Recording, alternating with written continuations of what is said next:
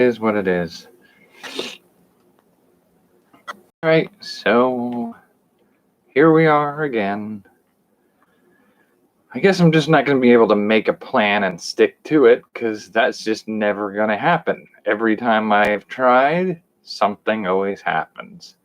So, in the meantime, let's see if we can figure out a way not to worry about it. So, one of the things that I've been trying to do is figure out how to plan a regular schedule again. And that's just, it hasn't happened since October. Ever since I got this other job, they always seem to interfere with my ability to do the things that I want to do. Now that may change in the future. I may end up leaving this job and just sticking with minimal employment. Never going to get those plans done. Every time I try to make a plan, somebody else finds a better use for my time. And I don't want to keep fighting that. And in the meantime, there are things that I can enjoy doing and want to share. I just don't because it's not in the plan. So like today, I've been goofing around with some things. I'll share it right now. I'll just go into it because there is no plan here. And there's not even a plan of what this video is going to be about. It'll just be whatever I say it's about. So I've been doing some research for some of my world building. And one of the things that comes up for world building is if it's a world build that you're going to take readers on, it's one thing to be able to construct a language and a cultural reference for that population, for the readers, that they can get into it later on. You're usually going to translate some of it. I mean, like if you were to write a chapter where two people who speak a foreign language are talking to each other, you're going to give us the English translation of that. As readers, you can't write a whole chapter in another language and expect your readers to go along with you. But every now and then, when you have two people who speak different languages and do not speak the language of each other, sometimes it's important to convey the difficulties in communication and the awareness and catching on to the meanings that are inherent in two different languages being on the page. So you either give the reader the translation of it, or you set it up so that the character either unravels some of the language barrier, and so it's important to share what they're figuring out, or you put in something that makes it's usually a word or a phrase that they never fully grasp. But even then, it's sort of a little bit of Chekhov's gun where like they're gonna have to get that eventually.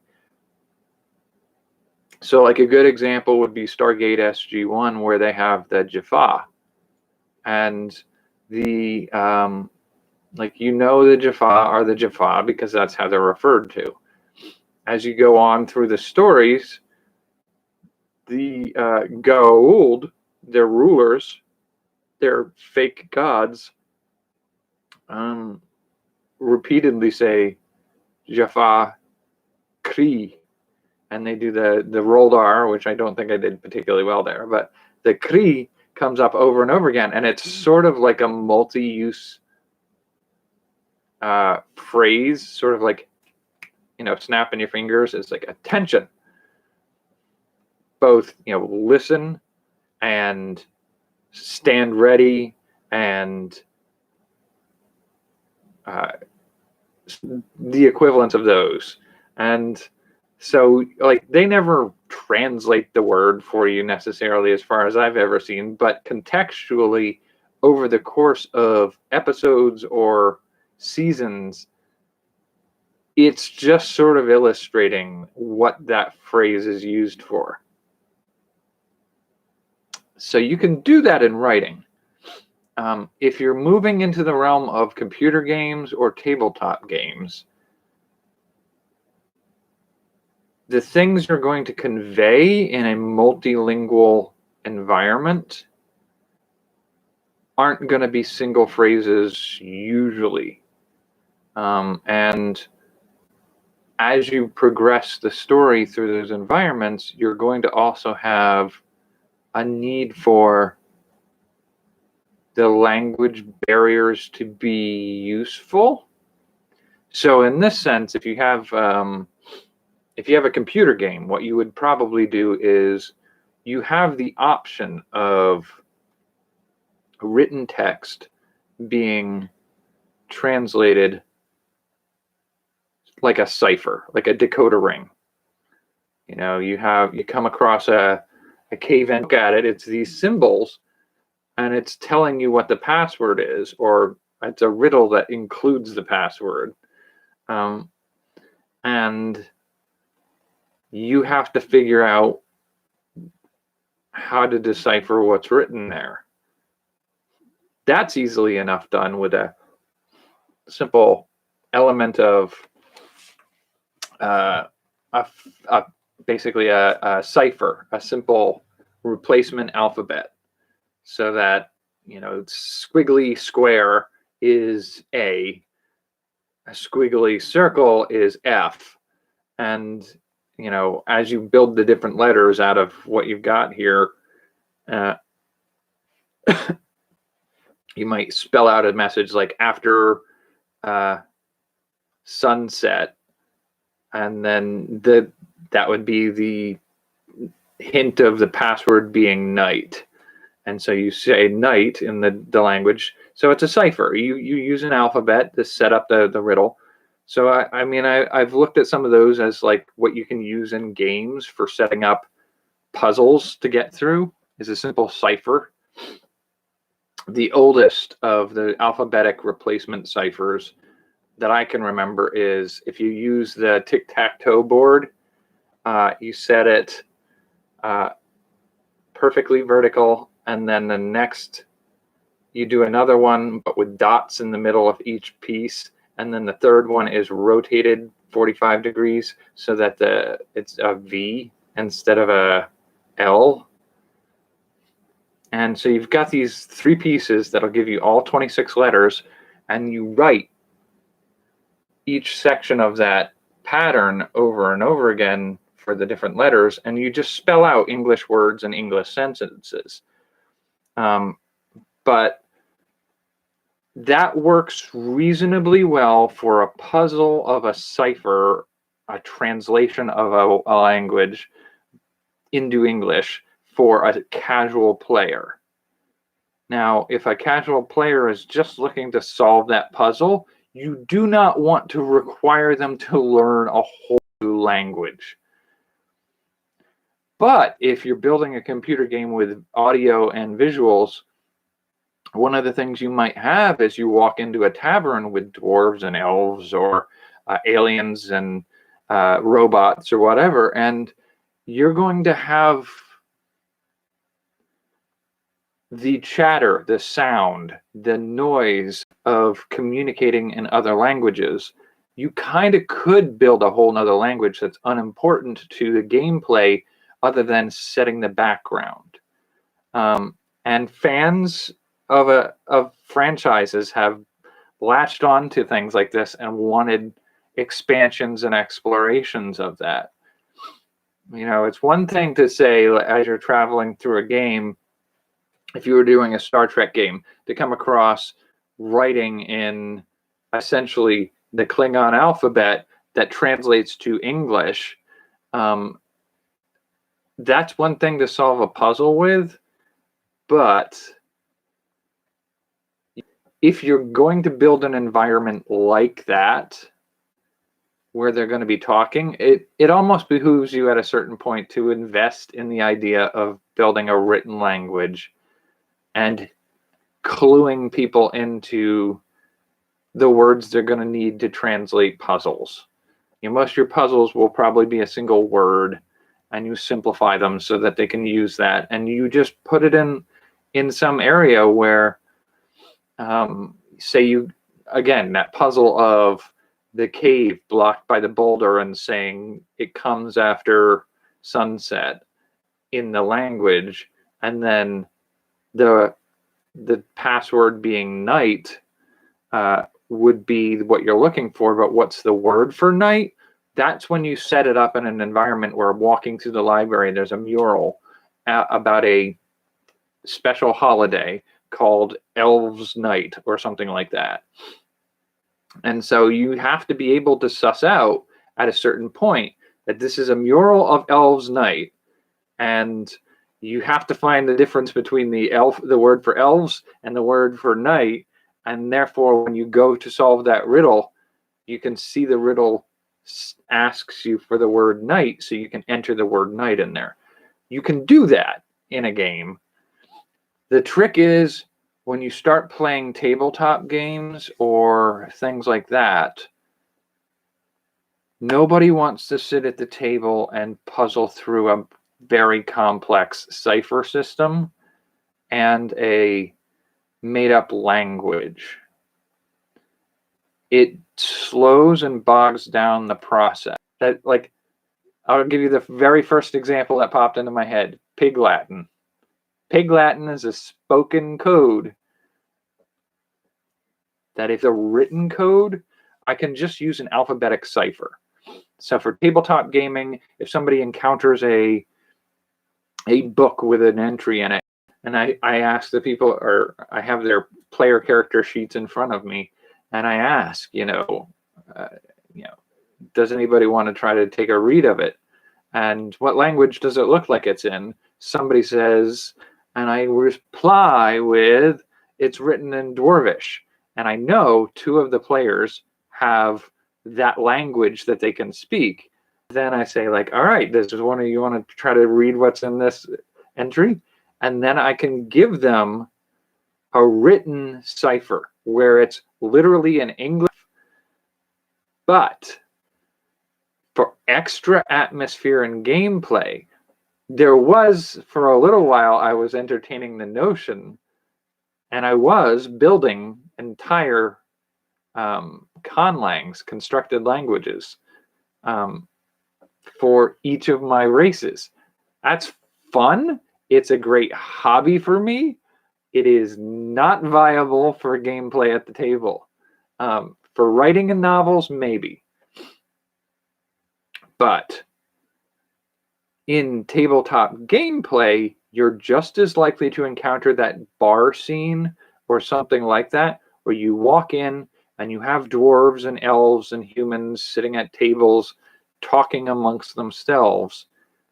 You're going to need something other than English with different alphabet, because they'll just be speaking English. You can understand that easily enough. So I kind of am entertaining the notion of setting up some coded speaking, like Pig Latin, and there's one called, they call it gibberish, but it's essentially a similar thing to Pig Latin, wherein I believe it's after I think it's once per syllable, you add a 4-letter chunk into the middle of each syllable, or at the end of each syllable, so that it boggles up the word a little bit, and makes a very different rhythm and sound to the word. But if somebody's sitting there and going like, okay, so listen to the first sound, drop the second sound, listen to the third sound, drop the fourth sound, listen to the fifth sound, like, they can say, okay, I can see what they're saying here. It's a little bit more tricky with some of them, and it might be easier for the player if I do very simple messages that they listen to and hear, and they can write them down and then change the things they need to change. So like one of the things you can do is a vowel shift. So you basically do A, E, I, O, U are your vowels. So bed might be B, E, and you would say bid because you're changing it for I instead of E. You could do, instead of cat, ket, C-E-T. And that's a very, very rudimentary. To do that on top of switching word order in sentences. So like do Yoda talk, where you do speak like Yoda. You jumble up the word order, or jumble the word order you must. And so switching up the word order and the vowel shifting could sufficiently garble a message that a regular like adding okay and whatever vowel to a word, to a syllable. So it would be, if you were to do book, you would do bo kook, because it's okay and then the oo from the double O. You're just putting it right in the middle after the vowel. So if you were to do horse, you would probably do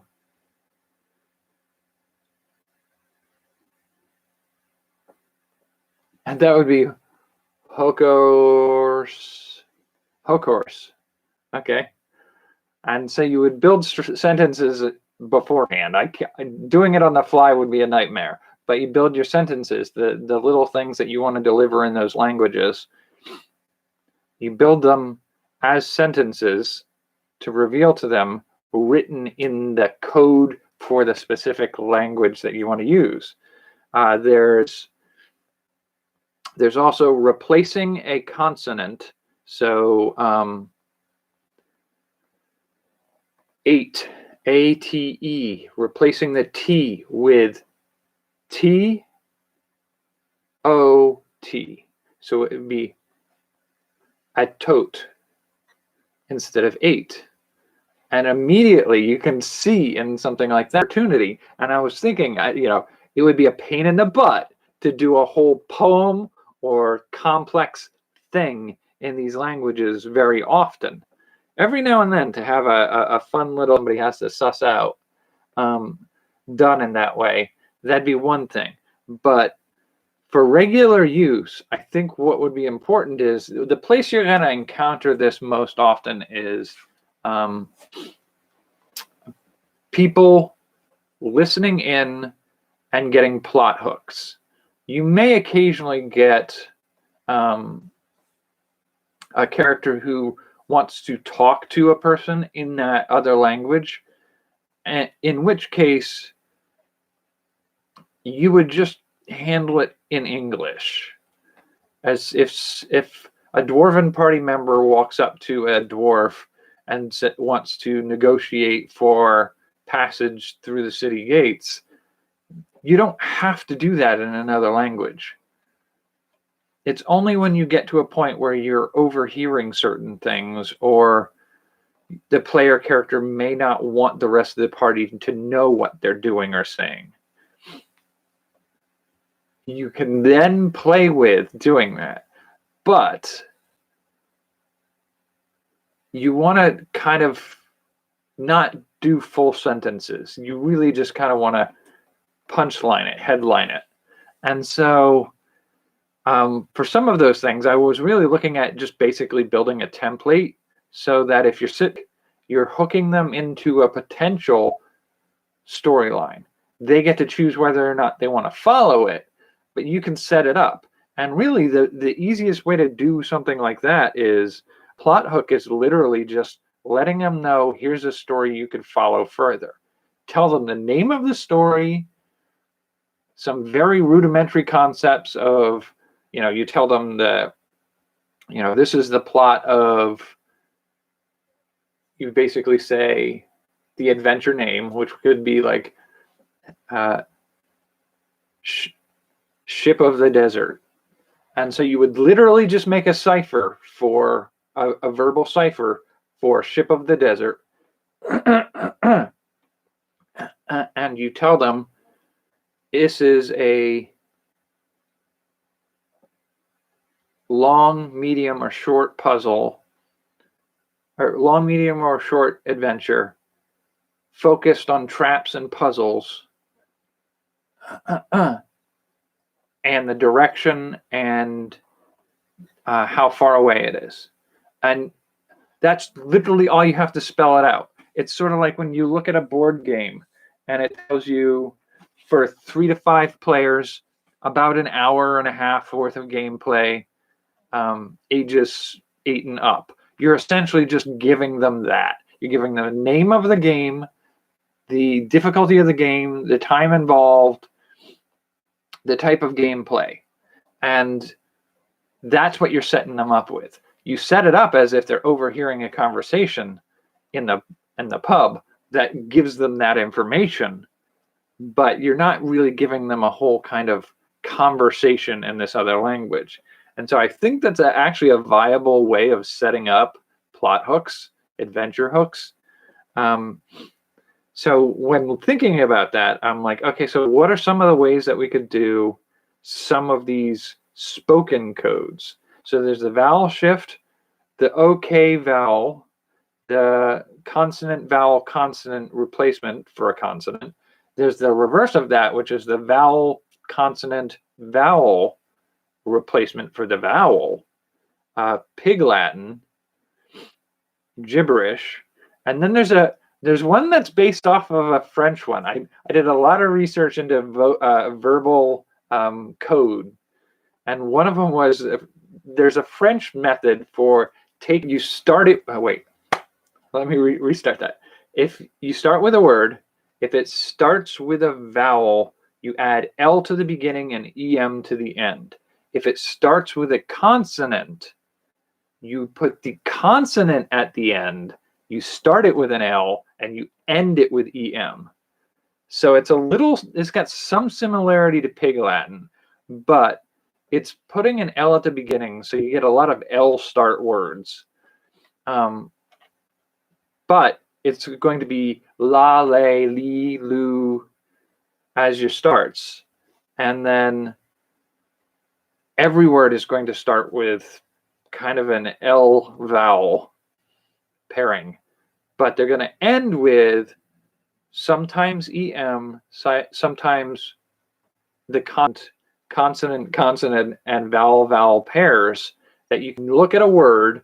If you take the word and, so if you do like the phrase eggs and bacon. So let's start there. Using these methods, the French technique that I was using before says if it starts with a vowel, you don't shift anything to the end. You just add an L and end it with EM. So eggs would be LEGGSEM.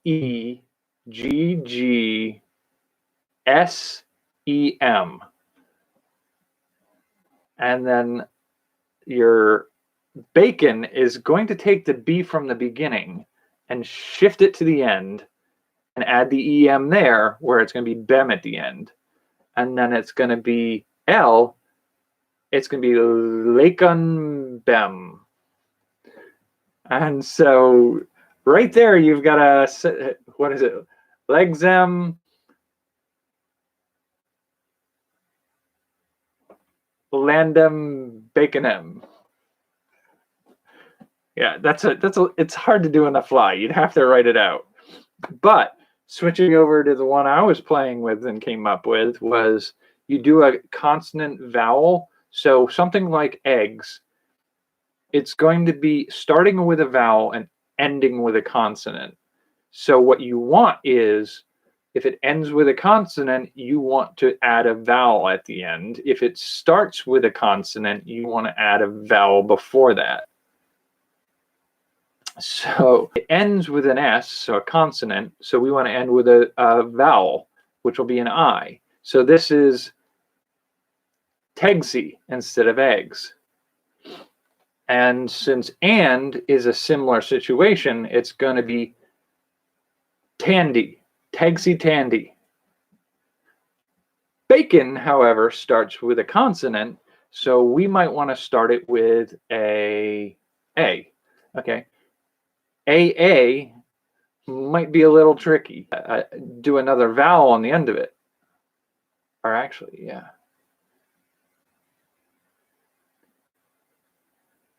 So A, B, so it would be, so you do A, B, A, C-O-N, and then another vowel at the end of it.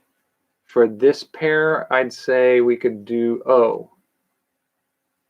So this could be, you have the means of making a word make no sense to an English speaker unless they know how to pick it apart. So that's races, which are the 4 of those, as base pair. Not, it doesn't include the half-breeds between them. And then you have the sort of mythic races, the half giants, the harpies, the shapeshifters, I believe was the other one, right? It's been a while since I played with some of that. So the mythics, you have the half ants, the harpies, the oozes, and the part dragon characters. And so each of them is going to require a language of theirs. And that's basically, you have 3 sets of 4 minus the humans, which we're just going to assume are going to speak human languages. So that means I had to come up with 11. And so I was building a list of the 11 ways I could do some spoken code.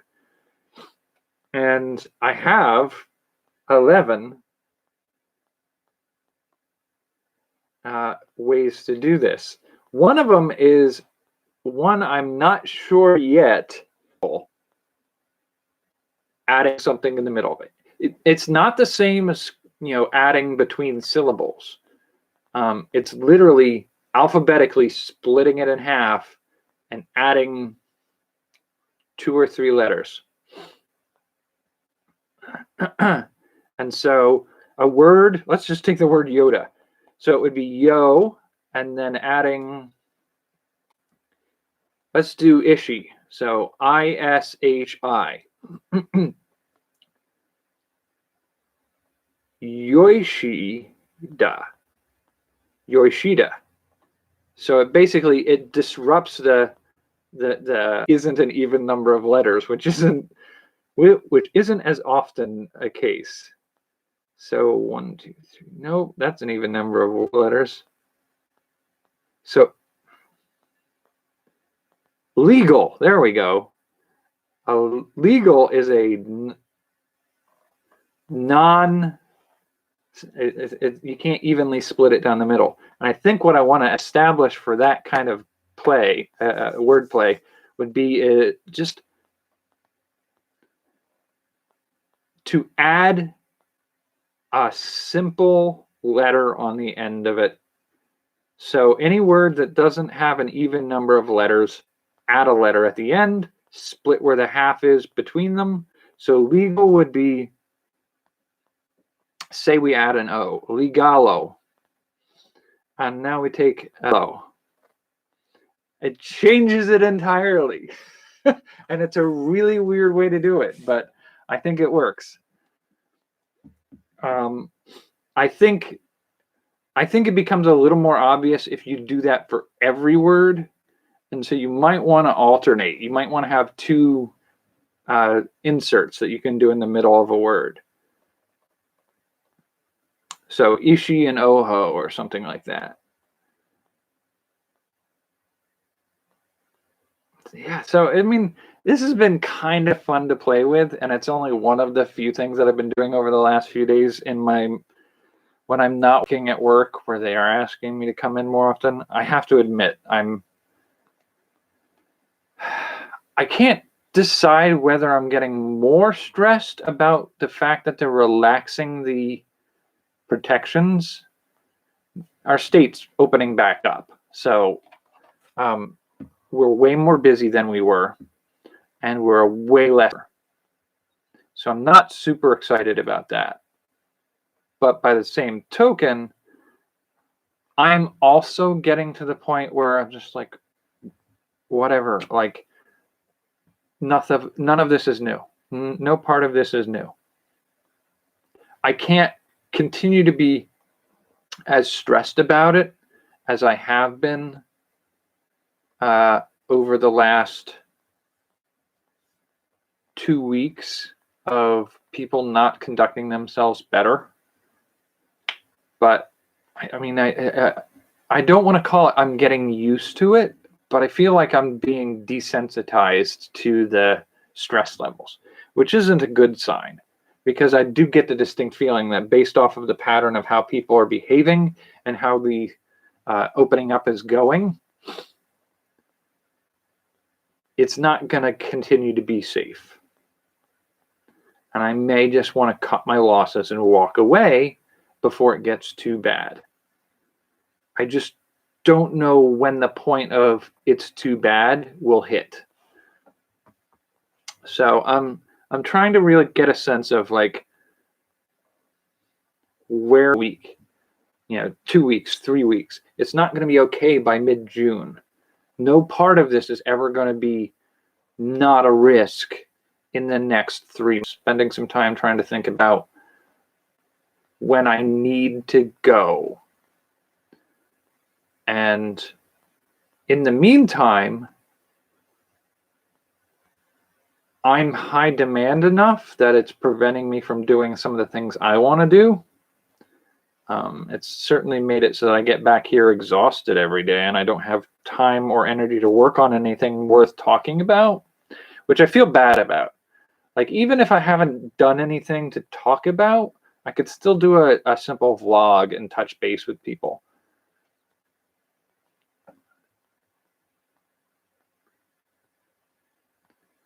Yeah, and that's something that I'm acutely aware of. We were told at our store specifically that we're not supposed to enforce mask wearing. We post a sign at the door that says all customers should wear masks. Half of them don't. And we've been told by the company, even before that happened, we were told by the company, our job is customer service. We are not to police people's wearing masks. Cool, that's a great thing, but it just means that there's no point in posting that post because nobody's going to listen. And sure enough, most of them don't. And so it's just sort of like, nobody's wearing masks. Half of them aren't wearing masks. 50, 60-year-old women coming through buying things, pulling out their wallet, licking their fingers and shuffling through their bills. And I'm like, did you just literally lick your fingers before touching the money you're going to be paying with? Did you literally just lick your fingers, get your spit on your hands before you hand something to me in a pandemic? Like, and I've seen a couple older men who have these masks that they're like out here. So like this is their face and their mask, and like I can see your lips down here because they don't want to, because they can't breathe with it on or whatever. Like, then why wear it? Just don't wear it at that point. You're not saving anybody anything. And it's know that I want to keep being exposed to this level of gross with people. And we do a certain amount of, we have like a bottle of bleach water, a spray bottle with some bleach water in it and some paper towels. And we go around periodically wiping everything down with bleach water. We're required to wear masks, so I'm a little bit better protected there. And there's a barrier between customers and me, but I still have to touch everything that these people have touched all day long. I just don't touch my face and I wash my hands regularly. So I'm more protected than I was 3 weeks ago. But that's not saying a lot. Like, some of the other work that I've done in the past is stuff that could be done remotely so that I could still do work without being exposed. And I feel like potentially at a certain point, it just makes more sense to shift my work over to a more remotely done work, or at least one that doesn't require working with the public. That's the biggest thing there. But I also have been debating whether or not I want to go. I hear mixed things about antibody testing, because I have had an infection of some kind or other that I've gotten in the last month, and several of us tend to think that the symptoms are sort of what they ought to be. So if I could get antibody testing telling me whether or not I've had it, there should be a better chance that I'm at low risk for reinfection or infection with a cousin strain, because apparently there are at least 5 different strains of it out there now. But we don't know how much I've had the infection. My plasma is more valuable to potentially helping those who need to recover, and B, I have a lower risk of being reinfected.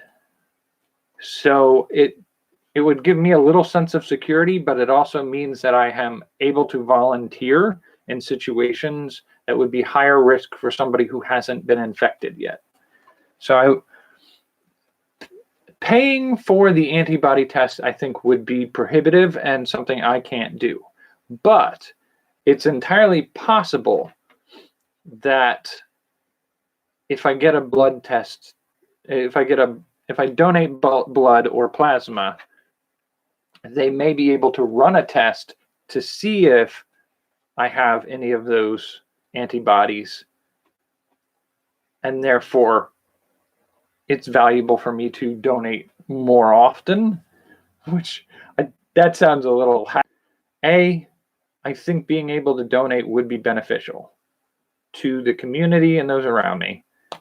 B, knowing whether or not I've had it makes it possible for me to make a better informed decision about how to help the community and other people without risking myself and others. Afforded the advantage of being able to volunteer in a medical environment where somebody else would be at risk in that environment. So cleaning crew or security or something like that in a hospital where they have to deal with the illness.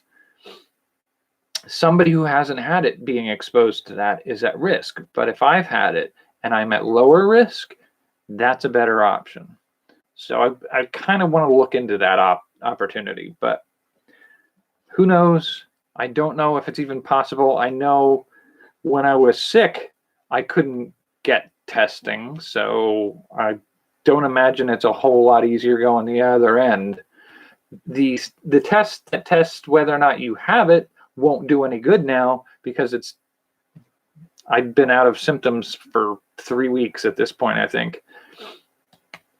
But antibody testing has been suggested to be unreliable depending on the test. I don't know. It's just a mess right now. And honestly, there's a part of me is like, I'm ready to give up caring about any of this mess. I want to pull away from everything, just work on my projects, and to heck with the rest of the world. I don't like thinking that way, and I don't like feeling that way. But it is definitely the easier path to walk away from it all and just do my own thing. I'm trying not to give in to that impulse. But we're at 45 minutes, and I can't guarantee I'll be on tomorrow, but I'll give it a try. So I think that's where I'm going to call it for tonight. People are crazy right now, and I have noticed people are a lot ruder right now than they've ever been. Like, I've worked this job, not my other job, but this job since October. And we went through crazy hectic times without so much rudeness. But in the last week, I have had more rude and abusive individuals than I've seen in that whole entire time before.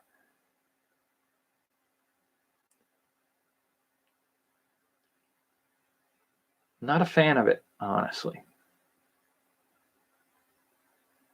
I almost kicked somebody out of the store the other day. I literally almost just said, I haven't rung any of your stuff up yet. I'm the only one here who can ring anybody up right now. And you're not making it so that I'm even remotely interested in helping you. The door's right there. Have yourself a good day. Very, very close to doing that, but I did not do that. But if that person comes in and behaves that way again, I'm going to do it, even if I get fired for doing it. I'm not putting up with that crap.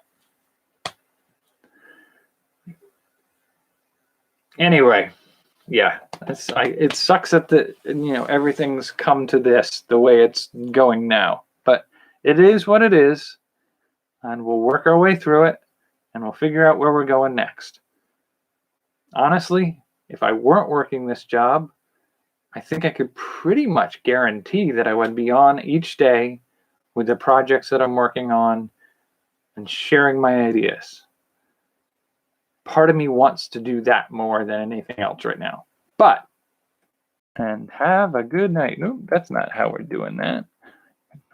There we go. I've forgotten how to do that. How long was I away?